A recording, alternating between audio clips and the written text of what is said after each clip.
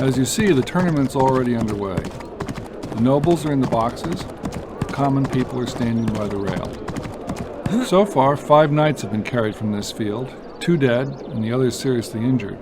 This tournament is an accurate reconstruction except for one detail. In France, there was no rail separating the charging knights, as you see here. This rail, or tilt, did not come to France for another 50 years.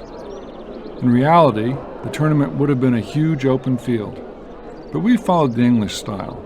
You have to understand tournaments not only from the standpoint of pageantry and individual heroism, but also as a political tool.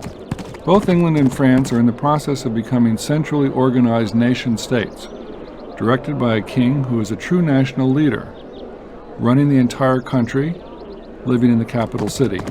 England is more of a nation at this time than France is, but both countries face a struggle between powerful nobles who dominate their local areas and a king who's trying to bring all the nobles under his central control.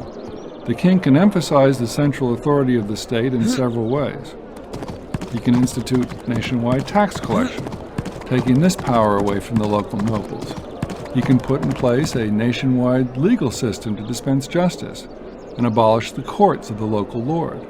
And he can show his immense wealth by funding local pageants, which earn favor with the people while also subtly reminding them that the king is the source of all good things.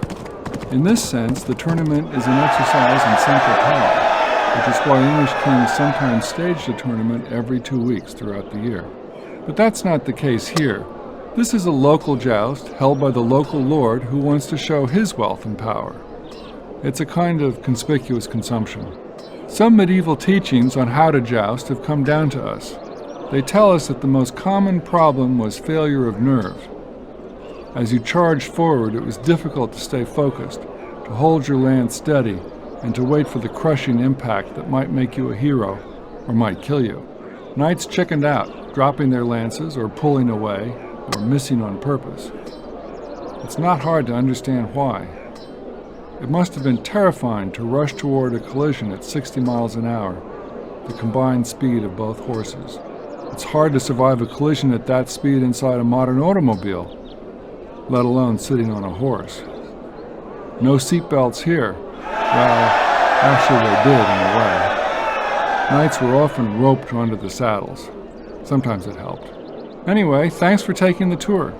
I hope you enjoyed it.